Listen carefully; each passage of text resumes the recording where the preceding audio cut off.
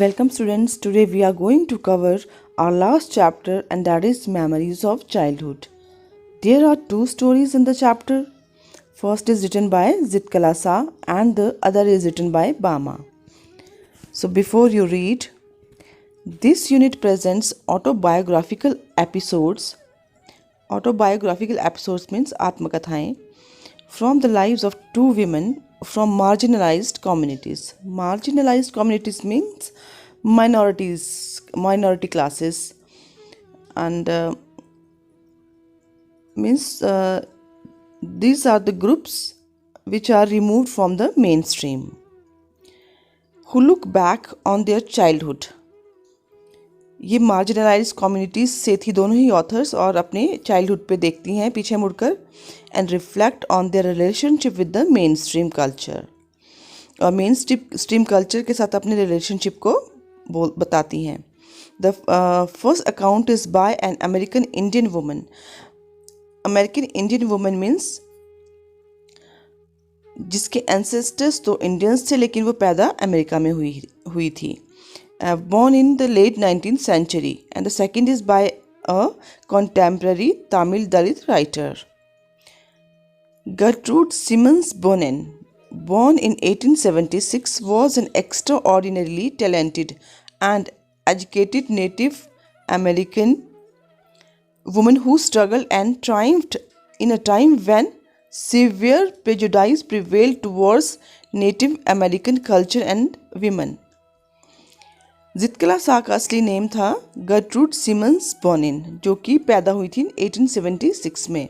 वो बहुत ज़्यादा टैलेंटेड थी और वो अमेरिका में ही पली और बढ़ी थी, पैदा भी वहीं पे हुई थी. और उसने स्ट्रगल किया जो वहाँ की नेटिव अमेरिकन लेडीज़ के साथ के बारे में जो भी प्रेजुडिसेस थे वहाँ पे. Prejudices means unfair opinion about somebody, और वी कैन से इट प्रीकॉन्सेप्शन जो होते हैं वो उनके बारे में उसके अगेंस्ट वो थी. इसलिए उसने इस प्रेजुडिसेस के अगेंस्ट जो बहुत ज़्यादा स्ट्रगल किया और वो उसमें उसने जीती भी उसमें वो.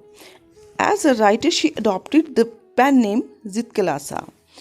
उसका असली नाम गर्ट्रूड सिमन्स बोनिन था, लेकिन एज अ राइटर उसने अपना नेम चेंज कर लिया था और उसने अपना नाम रखा था जितकलासा. जो उसकी राइटिंग्स थी उसमें इसी नाम से उसकी चीज़ें छपती थी. And in 1900 began publishing articles criticising the Carlisle Indian school. और 1900 के बाद उसकी जो आर्टिकल्स थे वो इस स्कूल में जहाँ वो पढ़ी थी कार्लिस्ली इंडियन स्कूल के अगेंस्ट उसने आर्टिकल लिखना स्टार्ट किए. Her works criticized dogma, and her life as a Native American woman was dedicated against the evils of oppressions. Dogma means set of beliefs. Andhvishwas, we can say it, Andhvishwas. Means जो भी वहाँ की ladies के against जो भी dogmas थे American society में native American women के अगेंस्ट, उसके अगेंस्ट उसने आर्टिकल्स लिखे.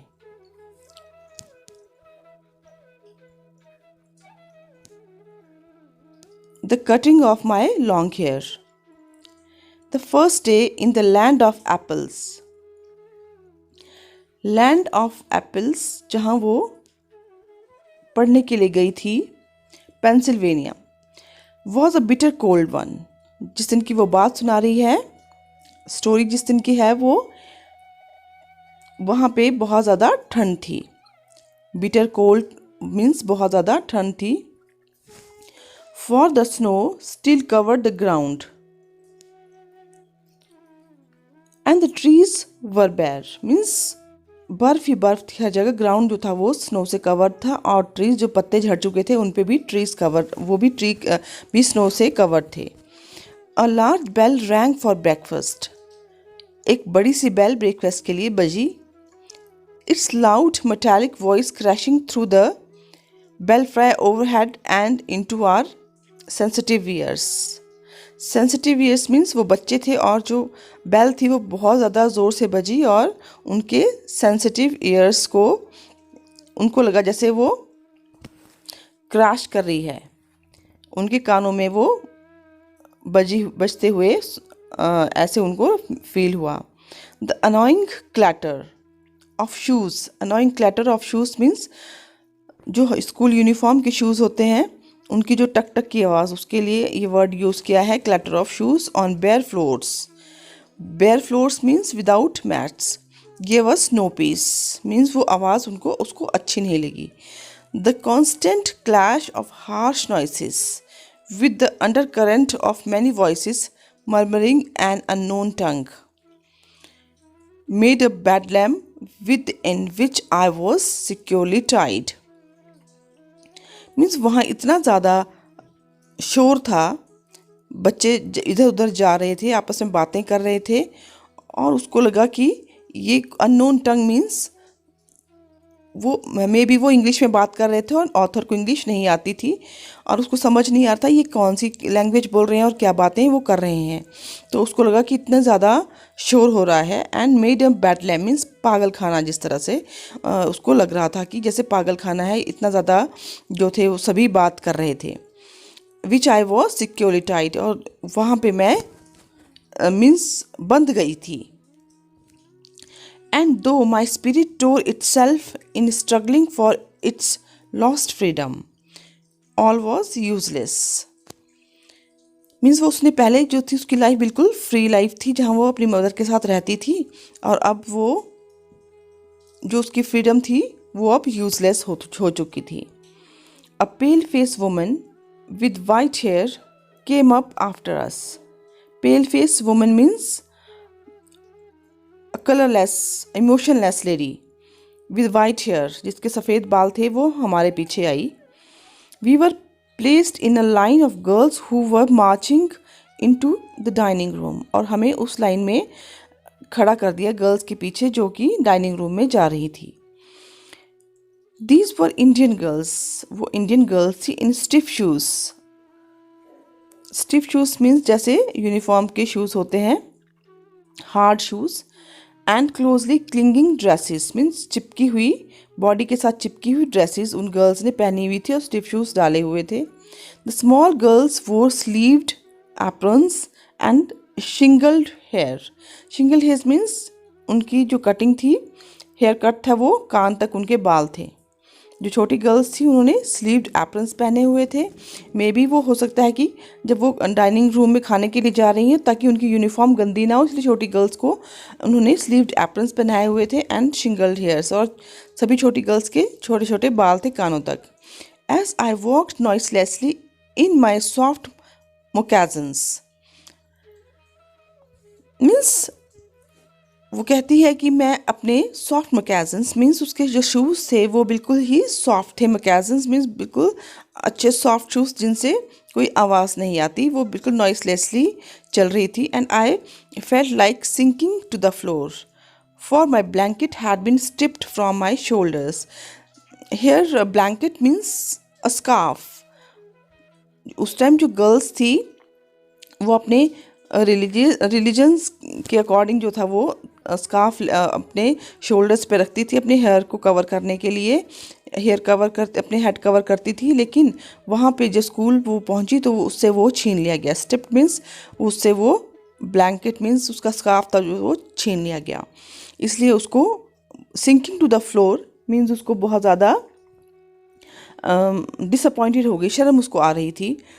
I looked hard at the Indian girls, और मुझे इंडियन जो गर्ल्स थी उनको देख के बहुत ज़्यादा गुस्सा आ रहा था। Who seem not to care that they were even more immodestly dressed than I, कि उन्होंने इतने टाइट शूज़ पहने हुए थे और स्टिफ उनके शूज़ थे, तो उनको देख के उसको लगा कि इनकी ये तो मुझसे भी बुरी ड्रेसअप हुई हैं। In their tightly fitting clothes while we marched in, the boys entered at an opposite door। जब हम अंदर जा रहे थे तो ऑपोजिट डोर से कुछ लड़के अंदर आए। I watched for the 3 young braves who came in our party। I spied them in the rear ranks. मैंने उनको पीछे मुड़ के देखा, वो पिछली तरफ खड़े हुए थे. Looking as uncomfortable as I felt, और मुझे वो उतने ही अनकम्फर्टेबल लग रहे थे जितना कि मैं फील कर रही थी. मे बी वो नए बॉयज़ थे. A small bell was tapped, एक छोटी बेल बजी. And each of the pupils drew a chair from under the table. जब छोटी बेल बजी तो सभी पीपल्स मीन स्टूडेंट्स ने टेबल के नीचे से, डाइनिंग जो टेबल होते हैं उनके नीचे से अपनी चेयर्स बाहर निकाली. Supposing this act meant they were to be seated, और ऐसे लग रहा था कि वो अब बैठने वाले हैं. आई पुल्ड आउट माइन, मैंने भी अपनी चेयर खींची. And at once slipped into it from one side, और मैं एक तरफ से उस पर बैठ गई जल्दी से. And but when I turned my head, लेकिन जैसे मैंने अपना सर मोड़ा, I saw that I was the only one seated, तो मैंने देखा कि सिर्फ मैं ही बैठी हुई थी. And all the rest at our table remain standing, और जो हमारे टेबल पे जो स्टूडेंट्स थे वो खड़े हुए थे. Just as I began to rise looking shyly around to see how chairs were to be used. जैसे मैंने देखा कि सभी बच्चे खड़े हैं और मैं भी खड़े होने लगी, और मुझे बहुत ही शर्म आई. और मुझे ये नहीं पता था कि यहाँ पे चेयर्स को कैसे यूज़ किया जाता है. A second bell was sounded, उसके बाद दूसरी बेल बजी. All were seated at last and I had to, और जो वो खड़े होने वाली थी, तो जब सेकेंड बेल बजती है तो सारे बच्चे बैठ गए, और उसको फिर वो बहुत ज़्यादा और एम्बैरस हुई, और वो and I had to crawl back into my chair again, और फिर से वो चुपचाप अपनी चेयर पे बैठ गई. I heard a man's voice at one end of the hall, और मैंने फिर एक आदमी की आवाज़ सुनी, एक कोने से वो कुछ बोल रहा था. And I looked around to see him, और मैंने उसे देखने के लिए चारों तरफ देखा. But all the other hung their head over their plates, और सभी ने अपने जो हेड थे, अपना सिर थे, वो प्लेट्स पे झुकाए हुए थे. मे बी वो कोई प्रे कर रहे थे खाने से पहले. And I glanced at the long chain of tables, और मैंने एक नज़र दौड़ाई एक लॉन्ग चेन ऑफ टेबल्स से, वहाँ बहुत ज़्यादा डाइनिंग टेबल्स थे. And I caught the eyes of a pale face woman upon मी, और मैंने फिर से देखा वो कलरलेस लेडी जो थी वो मुझे देख रही थी, मुझे घूर रही थी. Immediately I dropped my eyes, लेकिन मैंने जल्दी से अपनी आइज़ वहाँ से हटा दी. Wondering why I was so keenly watched by the strange woman, और मैं सोच रही थी कि ये स्ट्रेंज वुमन मुझे क्यों बार बार देख रही है. The man ceased his mutterings, फिर जो आदमी कुछ बोल रहा था उससे वो भी चुप हो गया. And then a third bell was tapped, उसके बाद तीसरी बेल बजी. Everyone picked up his knife and fork and began eating. उसके बाद सभी ने अपने नाइफ और फॉर्क उठाए और खाना स्टार्ट किया. I began crying instead. उन बच्चों ने खाना स्टार्ट किया, और राइटर ने, हमारी जो ऑथर है, उन्होंने रोना स्टार्ट कर दिया. For by this time I was afraid to venture anything more. Means उसको समझ नहीं आ रहा था कि फर्स्ट बेल पे क्या होना है, सेकंड बेल पे क्या से कौन सा एक्शन करना है. मीन्स उसको इन चीज़ों का बिल्कुल भी अभी नॉलेज नहीं था, क्योंकि उसका ये फर्स्ट डे था. तो उसको इसमें शर्मिंदगी उसको महसूस हो रही थी, उसको एम्बैरसमेंट हो रही थी. And but this eating by formula was not the hardest trial in that first day. लेकिन अब ऑथर कहती है कि ये जो खाने वाली फार्मूला था, सिर्फ यही हार्डेस्ट ट्रायल नहीं था दिन का, इस सबसे टफ यही चीज़ नहीं थी, कुछ और भी होने वाला था. It means late in the morning my friend Judewin gave me a terrible warning. बाद में मुझे मेरी जो फ्रेंड थी जुडविन, जो मेरे साथ ही वहाँ पे एडमिट हुई थी, उसने मुझे एक टेरिबल वार्निंग दी. उसने मुझे एक चीज़ बताई. Judewin knew a few words of English, वो इंग्लिश के थोड़े से वर्ड्स जानती थी. And she had overheard the pale face woman talk about cutting our long heavy hair. तो उसने उस पेल फेस जो वुमन थी उसको घूर रही थी बार बार.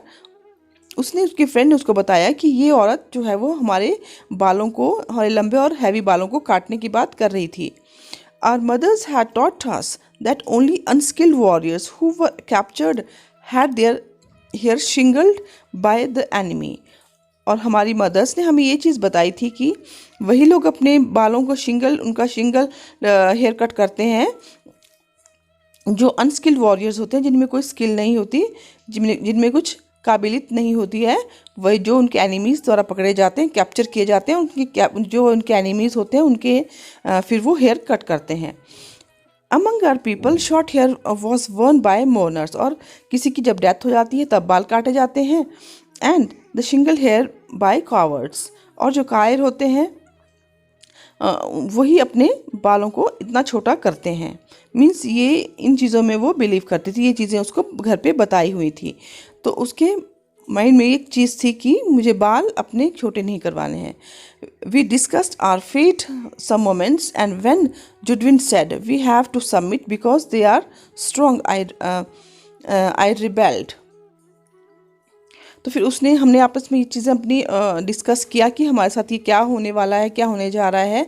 तो मेरी फ्रेंड ने कहा कि वी हैव टू सबमिट, हमें सबमिट करना ही पड़ेगा, हमें झुकना ही पड़ेगा, बिकॉज दे आर स्ट्रॉन्ग, क्योंकि हमें उनकी बातें माननी ही पड़ेंगी. आई रिबेल्ड मीन्स मैंने विरोध किया इस चीज़ का कि मैं ऐसा नहीं करूँगी. No I will not submit, मैं सबमिट नहीं करूँगी. आई विल स्ट्रगल फर्स्ट, मैं पहले इसके लिए स्ट्रगल करूँगी. मीन्स जो जुडविन थी वो इतनी स्ट्रांग नहीं थी, वो एकदम से झुक गई इन चीज़ों के आगे. लेकिन जो ऑथर है उसने इसके लिए रिबेल किया, मीन्स इसका विरोध किया. I answer I watched my chance and when no one noticed I disappeared. और उसने देखा, उसको ये चीज़ से डर लग रहा था, इसलिए वो जब उसने देखा कि वहाँ पे कोई नहीं है तो वो जाके कहीं छुप गई. I crept up the stairs as quietly as I could in my squeaking shoes. My moccasins had been exchanged for shoes. और वो सीढ़ियाँ चढ़ी अपनी स्क्विकिंग शूज़ में, जो उसको नए शूज़ दिए थे उसे चींची की आवाज़ आ रही थी, जिनके साथ मेरे मोकेजन शूज़ जो थे वो ले लिए थे और मुझे वो यूनिफॉर्म वाले शूज़ दिए गए थे. धीरे धीरे मैंने सीढ़ियाँ चढ़ी. Along the hall I passed without knowing whither I was going, whither means where. जब वो हॉल में से क्रॉस कर रही थी तो उसको नहीं पता था वो कहाँ जा रही है. Turning aside to an open door, एक खुले हुए दरवाजे की तरफ वो के अंदर गई. I found a large room, एक बड़ा सा कमरा था. Where 3 beds, white beds in it. वहाँ पे 3 बेड्स थे जो वाइट बेड कवर के साथ कवर्ड थे. And the Windows were covered with dark green curtains which made the room very dim. और विंडोज़ पे डार्क ग्रीन कलर के कर्टन्स लगे हुए थे जो कि रूम को काफ़ी डार्क बना रहे थे. Thankful that no one was there. और वहाँ पे कोई भी नहीं था. I directed my steps towards the corner farthest from the door. और मैं बिल्कुल कॉर्नर पे चली गई जो कि डोर से काफ़ी दूर था. On my hands and knees I crawl under the bed. और वो क्रॉल करती हुई एक बेड के नीचे चली गई.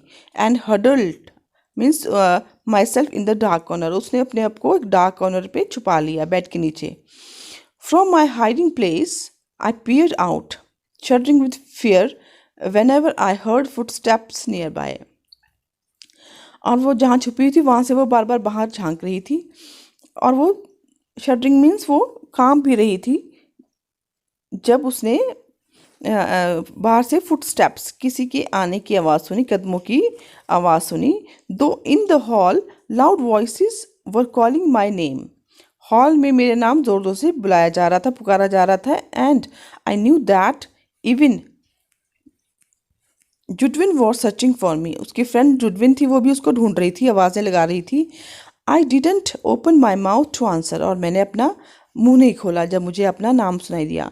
Then the steps were quickened and the voices became excited. और तभी जो थी वो आवाज़ें जो थी मुझे अपने नज़दीक सुनाई दी और ज़ोर ज़ोर से आवाज़ें आने लगी. The sound came nearer and nearer. जल्दी जल्दी से आवाज़ें आई, ज़ोर ज़ोर से आवाज़ें आई और वो साउंड जो था वो मेरे नज़दीक आता गया. Women and girls enter the room. और जो सभी लेडीज़ थी और गर्ल्स थी वो मेरे रूम में एंटर हो गई. I held my breath. मैंने अपनी सांस रोक के रखी. And watch them open closet doors and peep behind large trunks. और मैंने देखा क्लोजेट डोर्स मीन्स जो कबर्ड से अलमारियाँ थी उनके डोर वो ओपन करके देख रही थी, और ट्रंक्स के पीछे मीन्स जो स्टील के बॉक्सेस होते हैं बड़े बड़े, उनके पीछे भी वो मुझे ढूंढ रही थी. Someone through up the curtains, और किसी ने कर्टन हटाया. And the room was filled with sudden light, और जो कमरा था वहाँ पे अचानक से बहुत ज़्यादा लाइट हो गई. What cause them to stoop and look under the bed I do not no.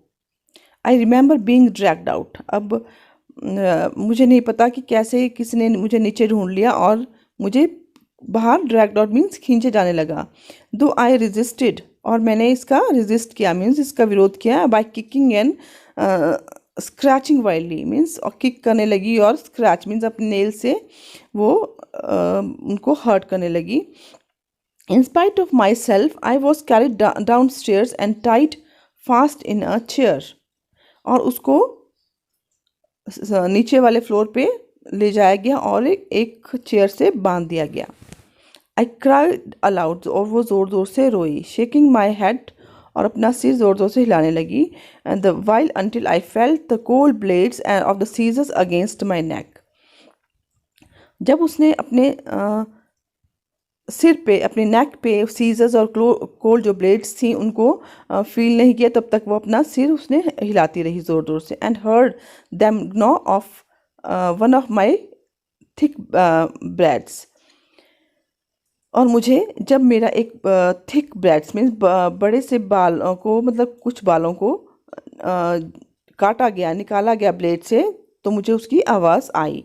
Then I lost my spirit, तब मेरी आत्मा जो थी वो खो गई. मीन्स मैंने अपनी आत्मा जो थी वो खो दी. Since the day I was taken from my mother I had suffered extreme indignities. और वो कहती है कि जिस दिन से मुझे अपनी मदर से अलग किया गया है उस दिन से मैं बहुत ज़्यादा इनडिग्निटीज़ को मैं फेस करती रही हूँ. People had stare at me, people मुझे घूरते थे, लोग मुझे घूरते थे क्योंकि मैं थोड़ा सा अलग थी उनसे. And I had been tossed about in the air like a wooden puppet. और मुझे ऐसे लगता था जैसे मुझे एक वुडन पपेट मीन्स लकड़ी की कठपुतली की तरह हवा में उछाला जा रहा है. एंड मीन्स अपने अकॉर्डिंग जो थे वो मुझसे काम करवाए जा रहे थे. And now my long hair was shingled like a cowards. और अब मेरे हेयर एक शिंगल हेयर थे दूसरी गर्ल्स की तरह, जैसे वो कावर्ड्स के होते हैं. And in my anguish I moaned for my mother but no one came to comfort me. जैसे मेरे साथ हुआ, मैं वो बहुत ज़्यादा दुखी थी राइटर, लेकिन उसके पास उसको कंफर्ट करने के लिए, उसको चुप कराने के लिए कोई भी नहीं आया. Not a soul reasoned quietly with me, और कोई भी मेरे पास नहीं बैठा. As my own mother used to do, जैसे मेरी मम्मा मेरे साथ करती थी. जब मैं दुखी होती थी वो मेरे साथ वो बैठती थी, मुझे कंसोल करती थी. बट अब मेरे साथ ऐसे कोई भी वहाँ पे नहीं था. For now I was only one of many little animals driven by a हर्डर. Means वो अपने को एक जैसे भेड़ का झुंड होता है और जो हर्डर होता है उनको जिस डायरेक्शन में ले जाता है, जो उसने करवाना होता है वैसे ही करवाता है. उनसे वो अपने को कंपेयर करती है कि मैं उन छोटे एनिमल्स की तरह हूँ जिसको हर्डर जो है अपने अकॉर्डिंग काम करवाता है. So this was the story. Thank you.